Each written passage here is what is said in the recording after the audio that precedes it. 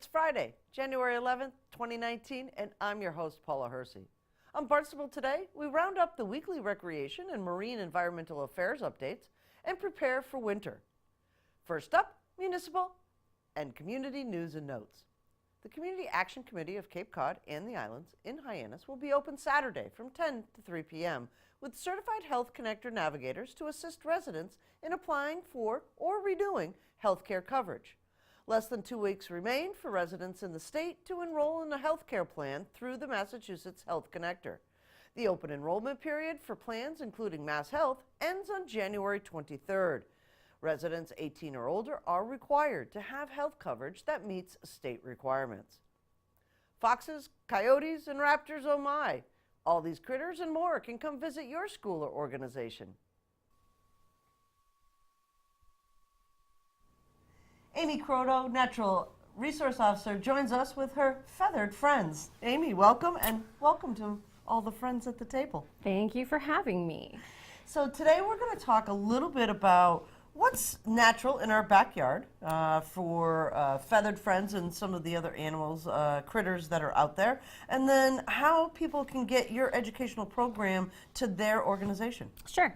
So back in 2013, our department was looking for a way to expand our educational outreach. You know, we have our Terrapin Head Start program, we have our Learn to Shellfish classes, and we saw a gap where there are a lot of people that recognize that they have wildlife that frequents their yards, that they see when they're in conservation areas or on the beach, but they're not necessarily familiar with A, what those animals are, or B, what the normal types of behaviors are to expect out of your local wildlife. So I got a state salvage permit that allows me to have animals that die in the town of Barnstable mounted, which is your taxidermy that you see here today. And then I also carry a federal salvage permit for the animals that are covered through federal protection, say for instance our occipiters and our raptors. So we started doing talks the first year. The children of Carver Middle School were my guinea pigs, and I had 6 animals in the collection, and from there we put it out to the classrooms that participated in the Head Start program, and over the past, this is now our 6th year of doing talks, we do now close to 40 presentations a year.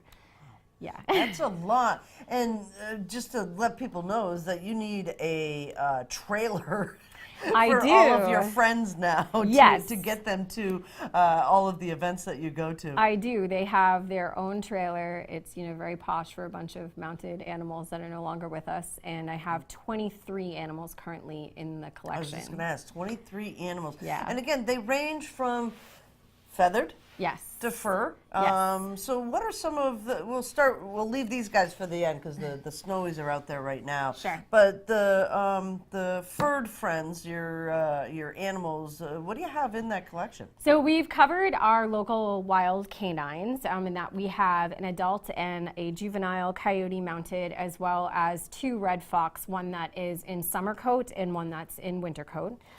We've got almost a complete collection of mustelids, which are our local weasels. We have a river otter, an American mink, a fisher, often called a fisher cat, even though it's not a feline. And I do have a short-tailed weasel that was given to me by the town manager that is currently at the taxidermist.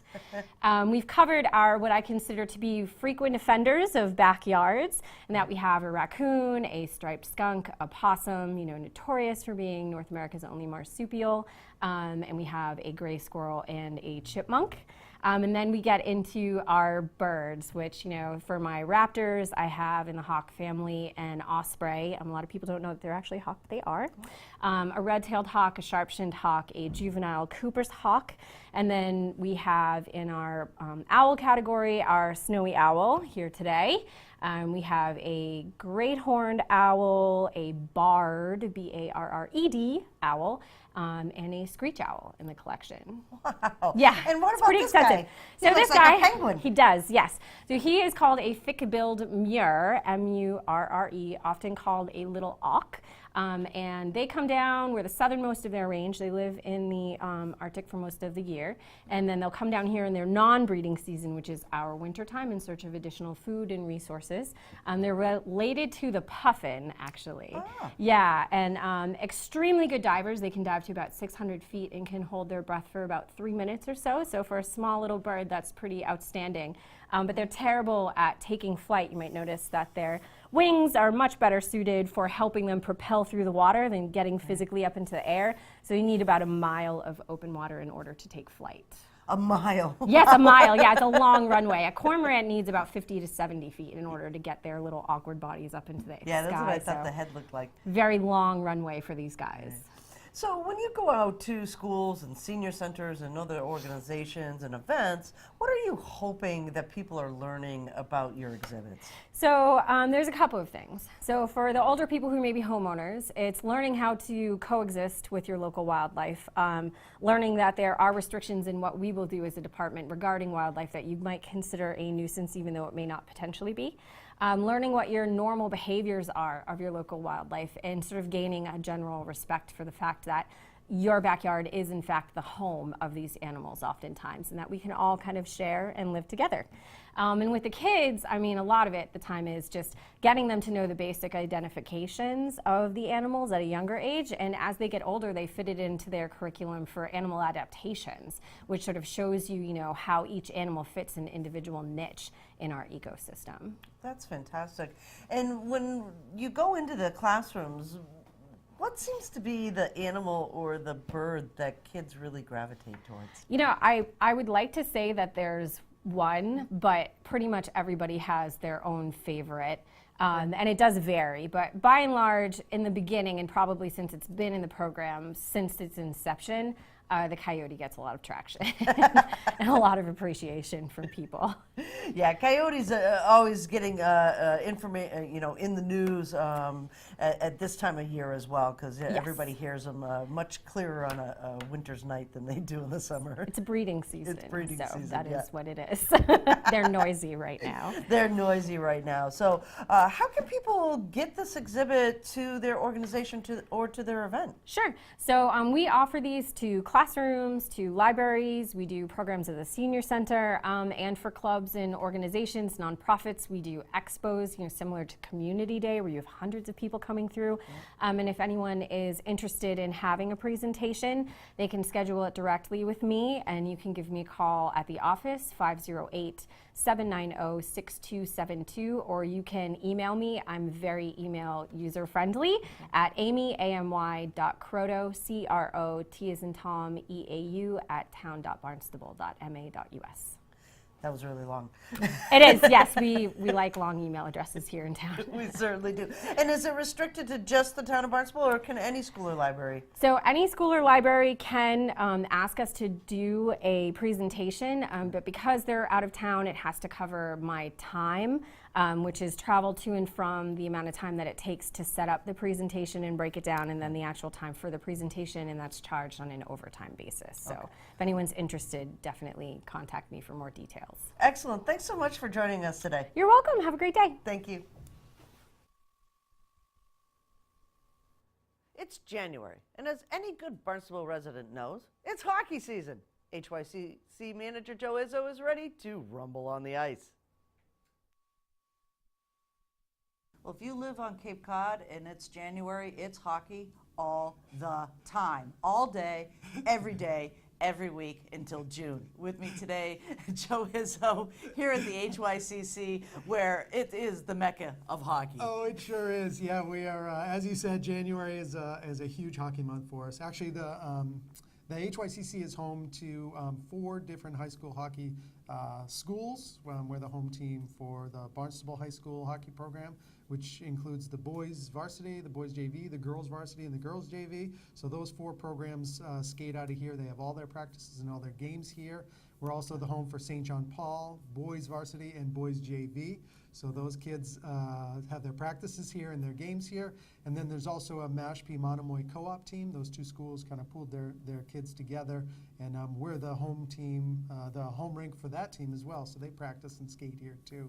And the winter sports season kicks off right after Thanksgiving. So from the Monday after Thanksgiving until the beginning part of March, in addition to all the youth hockey stuff that happens here, it's high school hockey crazy in our building. So I think this year we've scheduled just over 70 high school hockey games in our building from the second week in December until the first week in March. So on any given Wednesday or Saturday night or sometimes a Friday or occasionally a Monday, we'll have high school hockey happening here. And really that's just on the rinks. In the gymnasium, we're also home to Sturgis East, Sturgis West, and St. John Paul for basketball during the winter season. So if you are anywhere near the area, not just on a weekend, on a weekday too, the place is absolutely mobbed with kids and families and people coming to watch and participate. It's just an awesome atmosphere here. Right, and that's where that ancillary parking over at the charter school actually definitely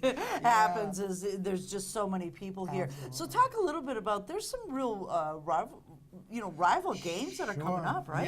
Yeah. In January is typically the Barnstable Falmouth hockey games, which what we've done for the last several years is have both the boys and the girls play here in our building on the same day. So they'll both play Falmouth this year on Saturday, the 19th of January. The girls will play a little earlier in the afternoon. Then the JV boys will play, and then the varsity boys will play on Saturday evening. So. What we've done, and actually what we're doing again this year, is work with Barnstable Youth Hockey and the folks at BYHA to schedule some youth hockey, Barnstable versus Falmouth as well. So Saturday the 19th really turns into a full rivalry day where, little kids all the way up to the high school kids, it's Barnstable versus Falmouth all day. And it really adds to a festive atmosphere throughout the entire day, because we start at 8 o'clock in the morning with the little kid games, and then we go until, almost 10 o'clock at night with the culmination of the end of the varsity game. So it's a really cool atmosphere. There's balloons and festivities, and it's a lot of fun. Right, and you can prep at Rock Night the night before. That's right. Yeah, Rock Night on Friday the 18th of January, and that's for kids in the middle school, so that's grades 6 and 7, and that will take place in the Butler rink, and we'll dim the lights and have some crazy light show going on, and some cool music that the kids are into. Most of the stuff I have no idea what it is, but the kids do, and they love it. So yeah, we've done 2 Rock Nights already this year that have been pretty well received, and now that the weather's a lot colder and people are thinking about skating and doing those kinds of activities, we're looking forward to an awesome night on the 18th. Right. And just to make sure that folks understand, there's some rules and regulations of the facility here. So when you get here, what should people keep in mind for those games? For the games, just like anywhere, you want to be respectful. You want to behave. For the kids, you want to behave like you would behave in school. Just as pretty standard stuff. And this is like a second home to a lot of people, and not just the folks who work here, but the kids who on the teams who call this place home. So we want to try to treat it that way and pick up our trash and be respectful of others. And just because you live in Falmouth and I live in Barnstable, we can still get along and be civil and all have a good time regardless of the outcome of the games. Right. So January 18th is Rock Night for just the 6th and 7th graders, and then the 19th from 8 o'clock in the morning until 10 o'clock at night. Sheer craziness. Yeah, and even on the Saturday the 19th, we'll still do public skate. Okay. So if you're interested in doing an activity and not necessarily just watching games, if you want to come out and skate and strap them on and skate around, you can definitely do that. We'll have public skating hours on Saturday the 19th. Right. We pretty much have public skating every single day for the most part. And brand new skates. Yeah, we sure do. Yeah. Yes, we do. Yeah, about 300 pairs of brand new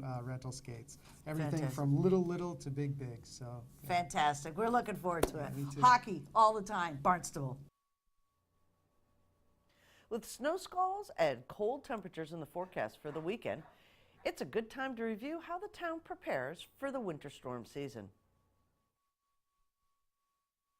It's not too early to start thinking about winter storms. With me today, we're out here at the DPW yard. Rob Steen and Joe Marshall, it's almost time for you guys to head out for storms. It absolutely is. Yes. We got the crews built up, gear's getting ready, and we've been watching the weather now for 2 to 3 weeks. With that cold spell last week with Thanksgiving, we got kind of a little scared there, so we've been starting to snipe and form. So the town of Barnstable and DPW has created a brochure for folks to really have them understand how snow and ice gets cleared from our streets. Can you give us a little information on categories of storms? Sure. So that came because we did, if for those of you that remember, back in 2015 we had Juno. And that was a very large storm with a lot of impact on us. And we would have people calling DPW saying, well, we don't understand. You know, you always remove snow. What's the problem this time? Well, it's a different storm than the other storms. We realized that we failed in terms of communicating expectations, that different storms are going to have different outcomes based on how the department's configured. So what we did is we looked at that and we looked at what our abilities are. And those three categories, A, B, and C, are based on DPW's abilities. And we looked at where we can do what we can do and where we can't, and said, okay, we're going to break into three categories: Category A, Category B, Category C. And roughly, if you have to try to think about it from an inch perspective, Category A is up to about 18 inches of snow, less than an inch an hour, generally a storm that lasts less than 24 hours.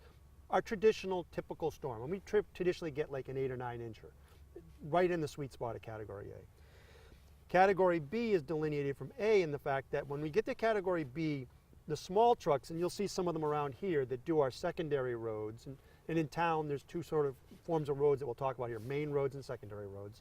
The small trucks that do our secondary roads start to get stuck pretty routinely in Category B. We experienced that in Juneau, where at one point in time, basically our entire small truck fleet was stuck. And we spent more time rescuing them than we did moving snow. We eventually had to stop doing that. And that's what significantly happens from A to B, is in Category B, we start pulling back out of the secondaries. We've pulled out of the parking lots at that point in time. We're throwing all the heavy gear we can on the main roads, trying to keep main roads open. If the storm gets above a 24-inch storm and more than an inch an hour for any extended period of time, because the accumulation comes pretty hard that fast at that point, we're now starting to get into a Category C. When we get into a Category C, the smaller dump trucks you see in terms of the 6-wheel dump trucks, they start to get stuck all the time. In fact, during June, I'd look out the window and there was one stuck right in front of us at our gas pumps. They just become ineffective. And at that point in time, really, and then all we had rolling was 5 loaders and a 10-wheeler. Now we've beefed up the fleet. We have the Oshkoshes. We have different additional 10-wheelers in the fleet. We should be better, but really what we're going to be focusing on is the hospital routes and life safety. What does the police department need from us? What does the fire department need from us? And the hospital routes particularly. Anything left in terms of capacity will go on to main roads and the principal main roads, but generally speaking, if we're in a Category C, people's expectations need to be, we're going to be snowed in, it'll be a while before we get into roads. When we do, they'll be hard pack. It's going to feel very much like what we experienced in 2015, hopefully better, but kind of similar outcomes. Right. And Joe, there's a lot of things that residents can do to actually help you guys out on the roads. What are some of the suggestions you have for folks? Well, you know, in snow and ice preparation, you know, we ask you guys, ask the folks to stake their properties so we can see their, you know, the turf. We can see their driveway. We can see the road line, so we're not peeling up their grass. Also, is just, you know, hear the warnings. You know, be safe. You know, stay off the roads when asked to. You know, try to let us do our job and not hinder and get in our way. Right. Why do you not want them on the roads? If you say they can't park on Main Street, why is that? Well, like Rob was alluding to, is if we're in those kind of category storms, the public tends to get stuck.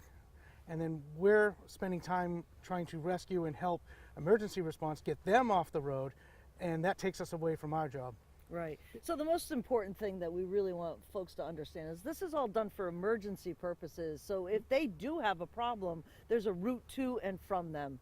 Right. And we during June, we had to plow into people to get people out so the ambulances could get in. But to Joe's point on staying off the road, so what we find happens is, you know, for instance, the airport rotary. it's just chock-a-block full of cars. They can't go anywhere, and we can't plow it even around them. So it's not even like we can ignore them and sort of work around them. They're now in the way, or South Street at one point in time was full of it, and that's a hospital route. So ambulances were having a difficult time getting down into there because the road was full of cars that had gone out to see what had happened and had gotten stuck. It's not a good idea, whether it be a hurricane or a significant snowstorm, to go wandering around to see what's going on until the event's done and everything's cleaned up and you've been told that it's safe to move around. Right. And let's talk just a little bit briefly about the salt and sanding protocols here. These, it seems like you pre-treat roads now, so you've got a jump on this if you've got some ice coming. So here's the key to this game. It's much easier to peel up snow. If you think of a road like sort of if my hand's the road, if the snow is adhered to the road, it's going to be very difficult to get it up off the road. If you can leave a little layer of water between the snow and the road, and we call that the brine layer, and if it's salty, it doesn't freeze because salt water freezes at lower temperatures than otherwise. And if we have some other mixtures in there, it freezes at a much lower temperature. If you can leave that little layer of water, then the trucks, as they come to plow it up, can just peel all that up very easily, and it avoids hard pack. Once you've lost your brine layer, you're going to start packing it down, hard pack, and you start to try to melt it from the top, and that never works well.